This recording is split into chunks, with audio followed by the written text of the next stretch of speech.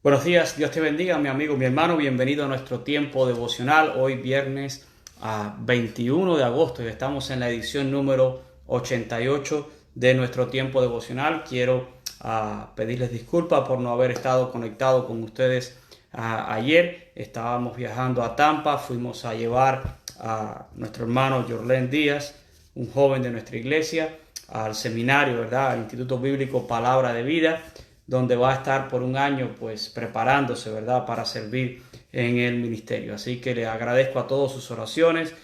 Tuvimos un viaje excelente, llegamos un poco tarde anoche, pero aquí estamos hoy, ¿verdad?, nuevamente para poder compartir con ustedes la palabra de Dios. Gracias y saludos a todos los que ya se están conectando con nosotros en esta mañana. Quiero recordarles que este domingo pues estamos nuevamente abiertos, ¿verdad? Vamos a tener nuestros servicios en la carpa a las 9:45 de la mañana. Tendremos nuestro servicio bilingüe y a las 11 de la mañana tendremos nuestro servicio en español. Así que todos están invitados a poder participar. Y les recuerdo que esta noche también los jóvenes tienen su tiempo, ¿verdad? Comenzando a las 7:30. Todavía no tenemos deporte, pero sí tienen su tiempo devocional y tienen su tiempo de estudio bíblico, y después pues siempre les damos un chancecito para que puedan confraternizar allí un tiempito, ¿verdad? Bueno, hoy voy a compartir con ustedes la palabra de Dios y seguimos hablando acerca de la necesidad que tenemos de que Dios abra nuestros ojos para ver y para poder sentir y experimentar. Y hoy voy a compartir con ustedes una historia preciosa, ¿verdad? Que tiene lugar una vez que Jesús resucita. Así que le voy a pedir a usted que abra su Biblia en el Evangelio de Lucas, capítulo número 24, y vamos a estar leyendo los versos del 13 al 35. Lucas, capítulo 24, versos del 13 al 35. Y leo rápidamente la palabra de Dios.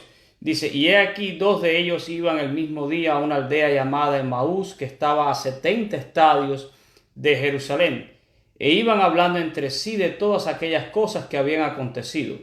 Sucedió que mientras hablaban y discutían entre sí, Jesús mismo se acercó y caminaba con ellos, mas los ojos de ellos estaban velados para que no le conociesen. Y les dijo: ¿qué pláticas son estas que tenéis entre vosotros mientras camináis? ¿Y por qué estáis tristes? Respondiendo uno de ellos, que se llamaba Cleofas, le dijo: ¿eres tú el único forastero en Jerusalén que no ha sabido las cosas que en ella han acontecido en estos días? Entonces él les dijo: ¿qué cosas? Y ellos le dijeron: de Jesús Nazareno, quien fue varón profeta, poderoso en obras y en palabra delante de Dios y de todo el pueblo, y cómo le entregaron los principales sacerdotes y nuestros gobernantes a sentencia de muerte, y lo crucificaron. Pero nosotros esperábamos que él era el que había de redimir a Israel, y ahora, además de todo esto, hoy ya es el tercer día que esto ha acontecido.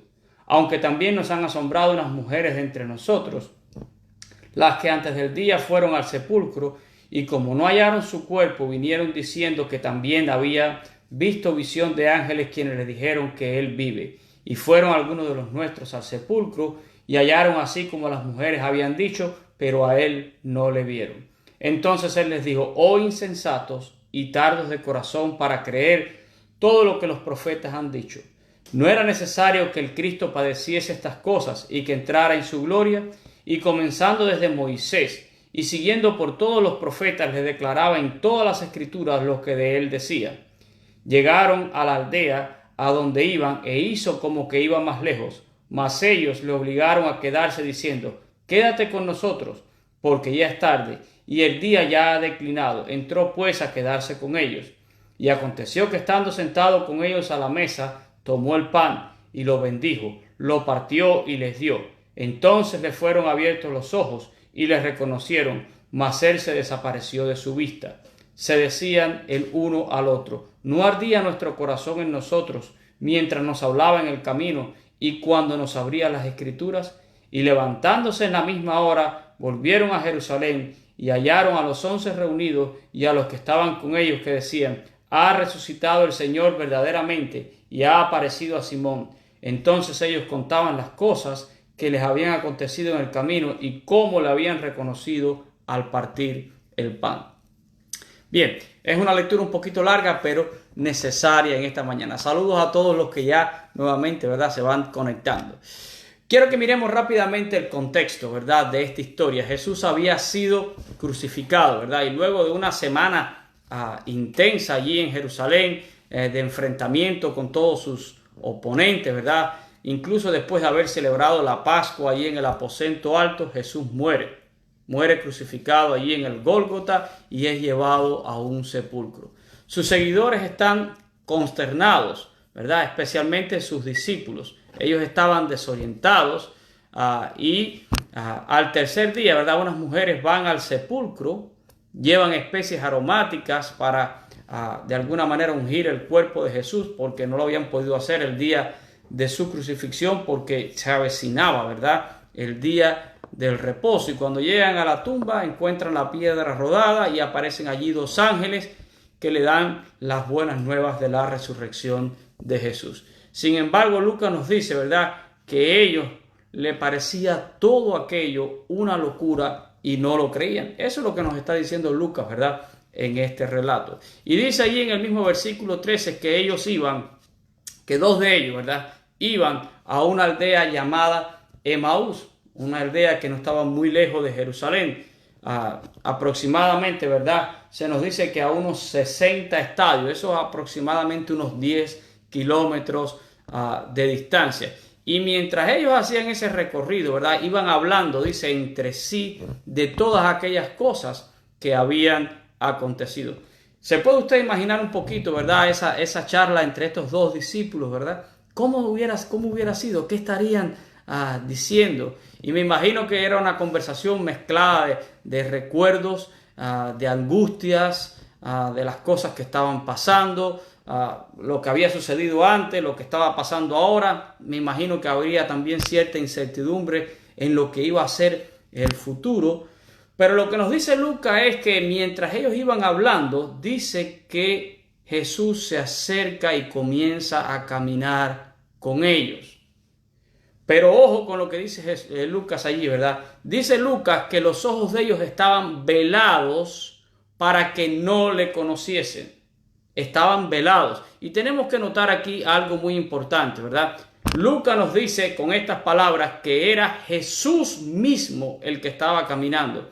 Así que si era Jesús mismo, esto implica que físicamente Jesús hubiera sido reconocible para ellos. Si ellos lo hubieran visto como lo conocían, pues podían haberlo identificado. Sin embargo, aquí está ocurriendo algo que pudiéramos decir es sobrenatural, es algo que el Señor está trayendo en este momento y que es el hecho de que vela sus ojos para que ellos no lo reconozcan, ¿verdad? Físicamente no están ciegos, ellos están caminando, ellos están viendo su camino, ellos están viendo que hay una persona caminando con ellos, están hablando con él, pero de alguna manera sus ojos están velados para que no se den cuenta que esa persona que físicamente está caminando con ellos es el Cristo resucitado. Y miren, las personas ciegas desarrollan muchísimas habilidades, ¿verdad?, que le permiten estar conscientes del mundo que les rodea, desarrollan un gran sentido del tacto, pueden leer el braille, ¿verdad? Desarrollan un gran sentido del olfato, del oído y muchísima perspicacia para poder estar y sobrevivir, ¿verdad?, en un entorno. No sé si ustedes alguna vez han leído uno de los clásicos, ¿verdad?, de la literatura hispana que se llama El Lazarillo de Tormes. Esto pertenece al género de lo que era la novela picaresca, ¿verdad? Y habla de un ciego que se llamaba, un ciego y Lázaro, que era un niño que lo habían puesto al servicio de este ciego, ¿verdad? De ahí viene la palabra lazarillo, esos que guían a los ciegos. Pero la historia cuenta que en un momento el ciego y Lázaro estaban comiendo uvas de un racimo muy grande y iban tomando, el ciego tomaba una uva, Lázaro tomaba una uva. El ciego tomaba una uva, Lázaro tomaba una uva. Pero de pronto el ciego comenzó a tomar 2 uvas. Y así siguió por un rato la cosa, ¿verdad? Entonces dice que el ciego le dijo: Lázaro, tú estás tomando 3 uvas. Y dice que Lázaro se sorprende y le dice, ¿cómo usted sabe que yo estaba tomando 3 uvas? Y dice, porque hace rato yo estoy tomando 2 y tú no has protestado, ¿verdad? El ciego no veía, pero tenía una gran perspicacia. Si yo estoy tomando 2 y él no ha protestado, es porque él está tomando entonces 3, ¿verdad? Así que los ciegos desarrollan, ¿verdad?, grandes habilidades. Pero quiero regresar a nuestra historia en esta mañana, a nuestro texto, ¿verdad? Lucas dice que así comienzan a caminar juntos aquellos 2 hombres y Jesús con ellos, ¿verdad? Era normal que en el camino las personas formaran grupos, ¿verdad? Los viajeros se unían y no solo para conversar, sino también para ofrecerse protección los unos a los otros de ladrones, de salteadores, ¿verdad?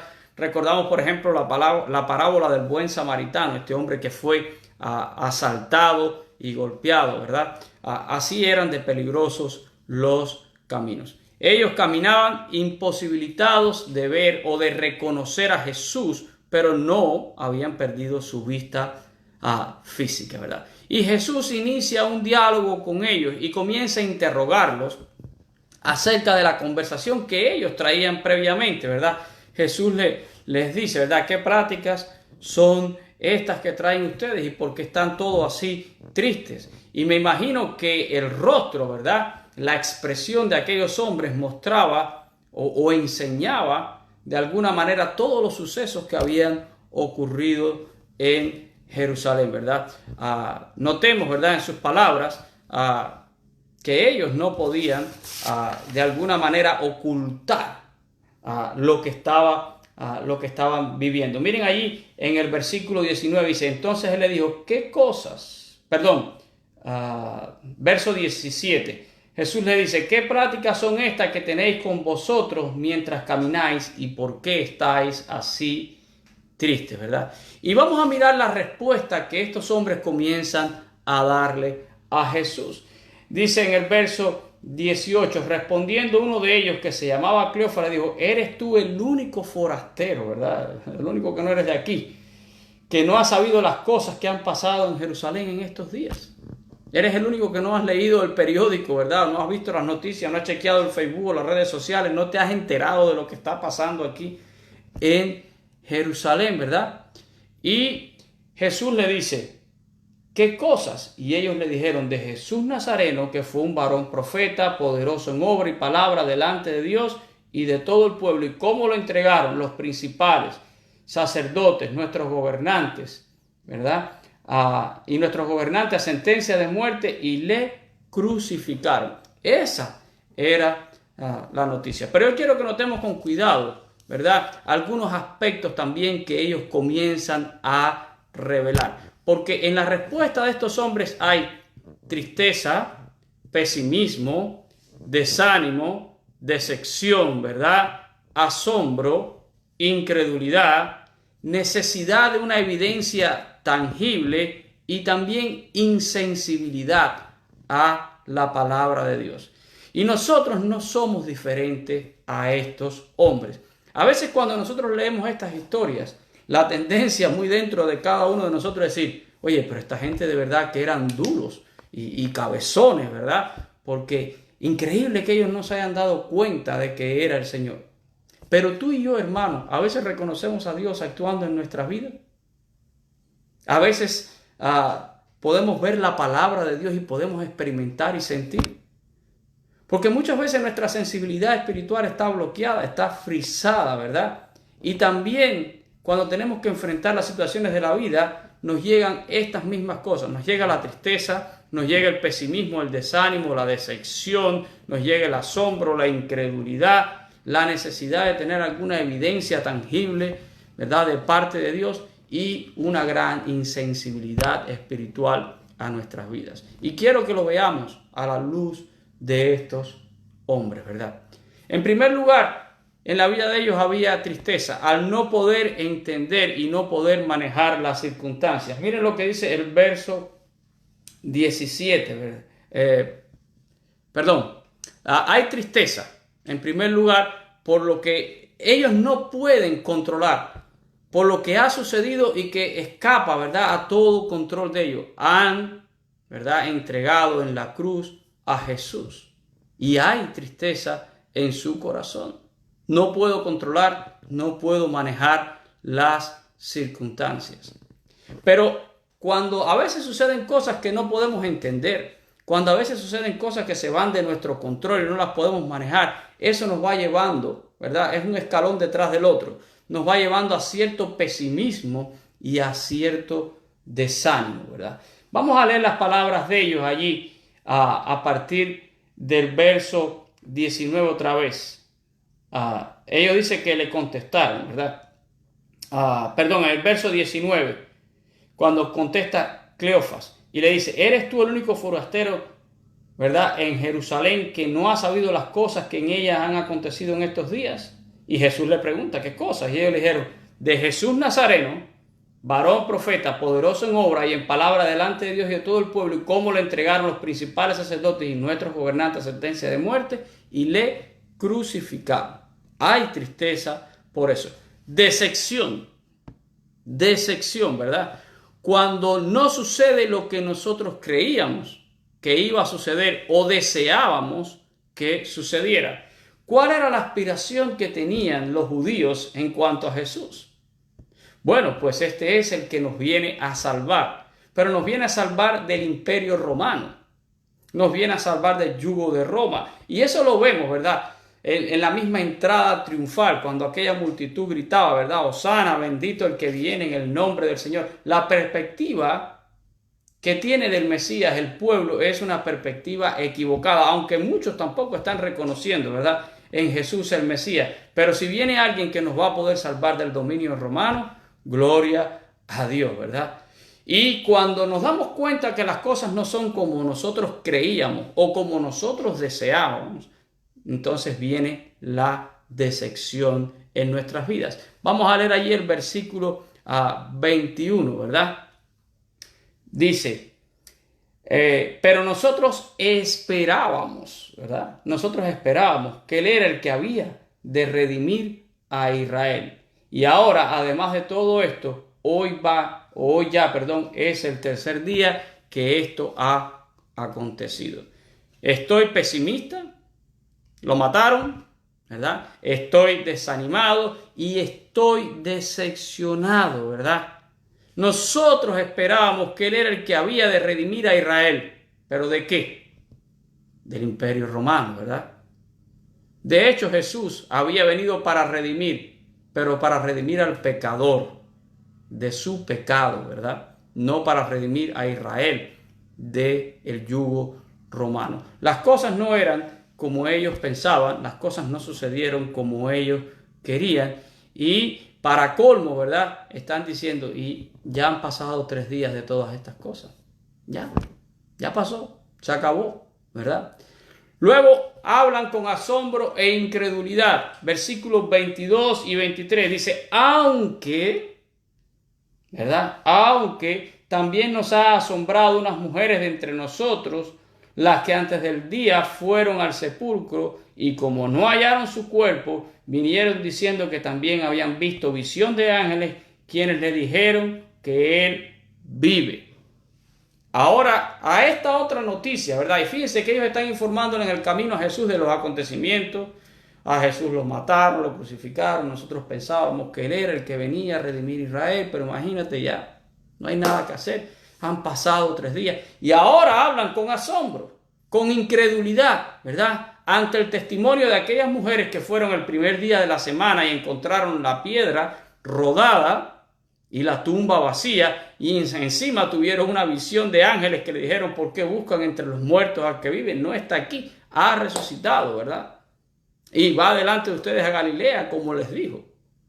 Pero ellos dicen: nos hemos asombrado de que algunas mujeres entre nosotros fueron y no hallaron el cuerpo y vieron visiones de ángeles, ¿verdad? Ahora muestran en la conversación otra cosa más, y es la necesidad a veces de una prueba, de una evidencia tangible. A veces criticamos mucho a Tomás, que es parte de esta historia, ¿verdad? En una de las apariciones de Jesús. El famoso Tomás, el incrédulo, que dijo: si yo no pongo, ¿verdad?, mi dedo en el hoyo de sus manos y toco su costado, yo no voy a creer. que era resucitado. Y criticamos bastante a Tomás, pero los otros no eran diferentes. Miren ahora lo que dice aquí, ¿verdad? En el versículo 24 dice, y fueron algunos de los nuestros al sepulcro y hallaron como las mujeres habían dicho, pero a él no le vieron. A él no le vieron. Nos asombramos con lo que dijeron las mujeres.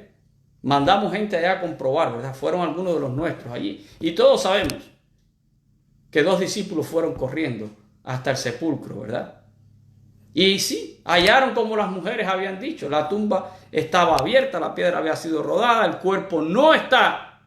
Pero tenemos una dificultad con eso todavía. A él no lo vieron. Y esto habla a veces de la necesidad que tenemos de una evidencia tangible, ¿verdad?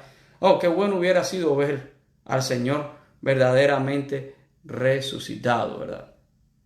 Y entonces viene la insensibilidad. Verso 25, ¿verdad? Y vamos a hablar ahora aquí. Porque hasta aquí ellos vienen contándole al propio Jesús. No se dan cuenta porque sus ojos están velados, que están hablando con el Señor resucitado, pero les están relatando todo lo que ha acontecido en Jerusalén. Lo mataron, lo crucificaron, han pasado 3 días, fueron las mujeres al sepulcro, no estaban, nos hemos asombrado con esto, pero nadie lo ha visto, ¿verdad?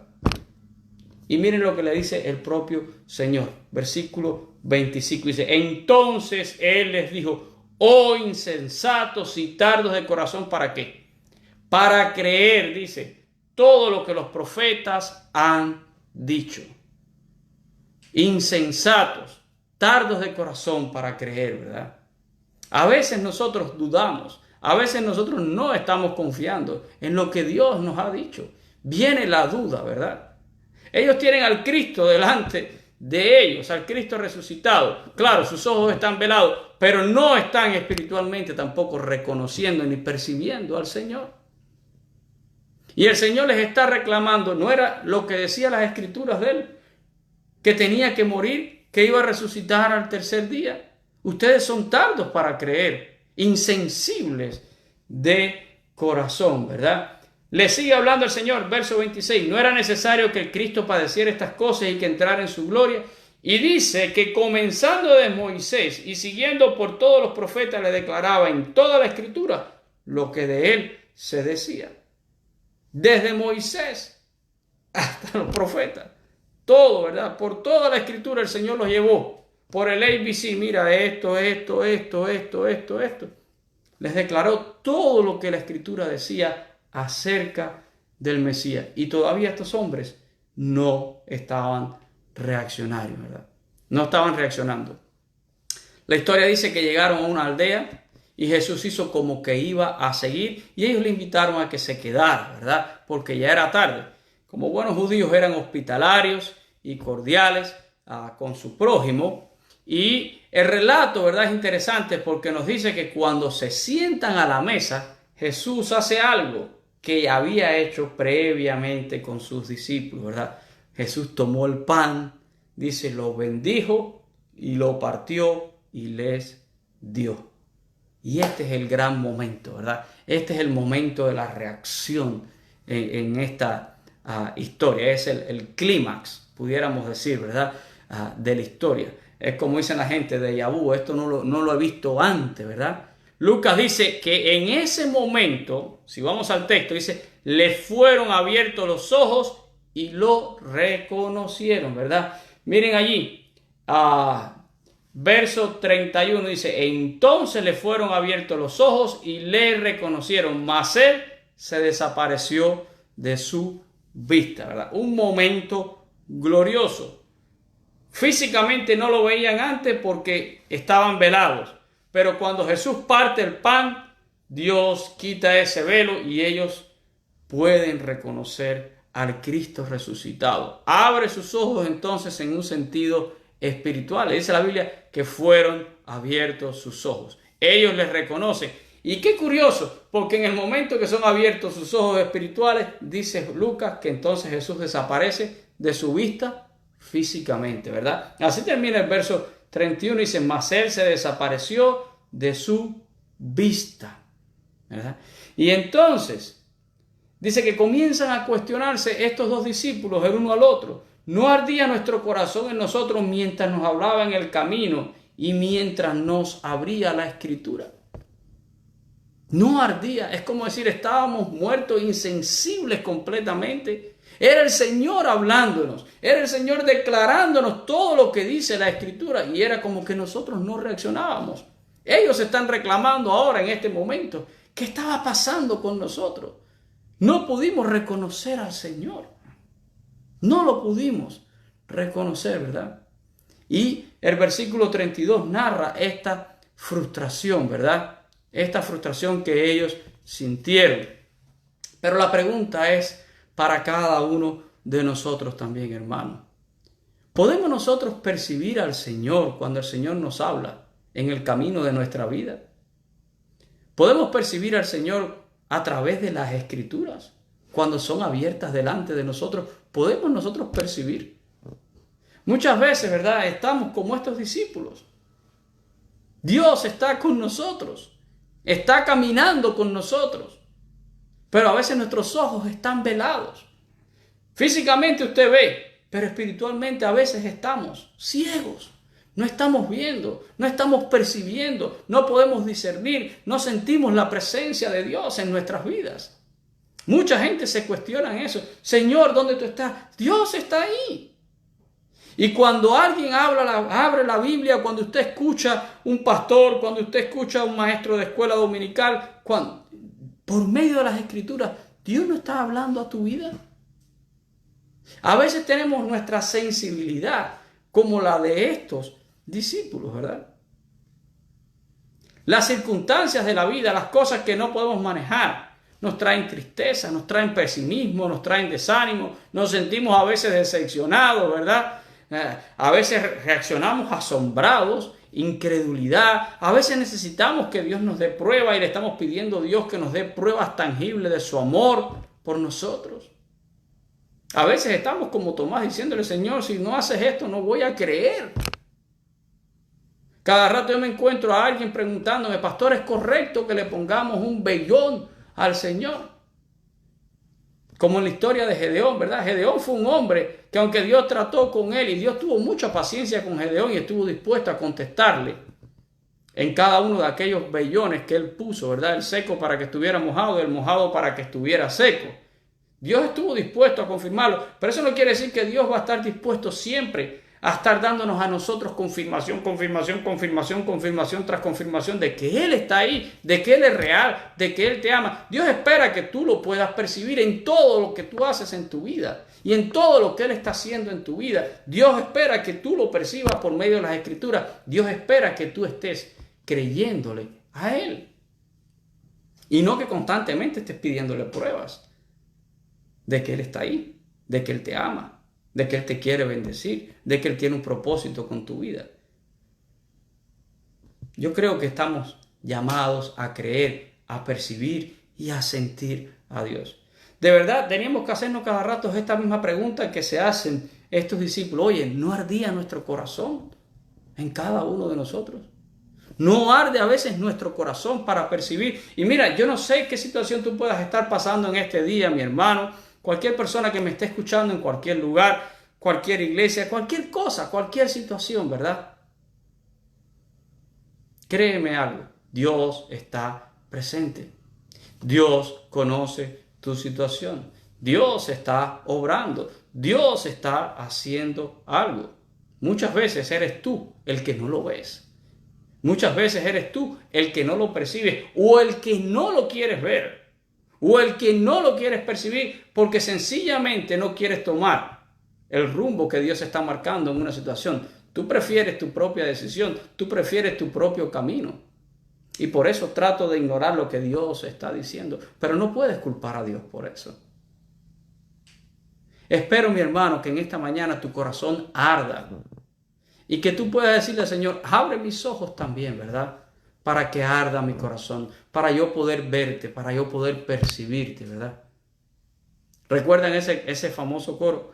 Abre mis ojos, oh Cristo, abre mis ojos, Señor, yo quiero verte, yo quiero verte. Poder percibir a Dios en nuestra vida es lo más maravilloso. Vamos a orar en esta mañana. Padre, yo te doy gracias por tu palabra y te pido perdón. Te pido perdón, Señor, porque muchas veces yo también he sido pesimista.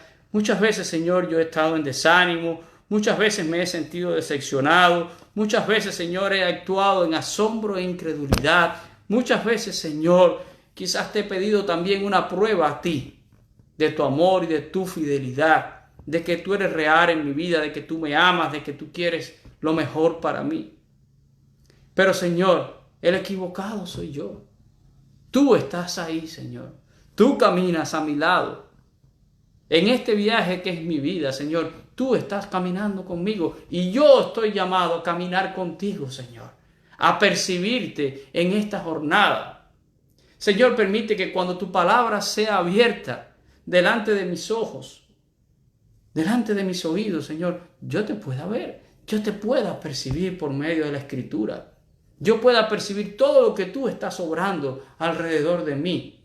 Necesito, Señor, yo necesito que mis sentidos espirituales, Señor, estén agudizados, estén abiertos para percibirte, para poder sincronizar mi vida a tu voluntad, a tu propósito para mí, Señor.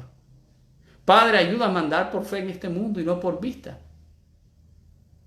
Perdóname, Señor, las veces que yo me he comportado así. Como pido, Señor, que perdones a cada uno de tus hijos en esta mañana y que cada uno de nosotros pueda rogarte de manera individual y decirte, Señor, abre nuestros ojos de manera espiritual.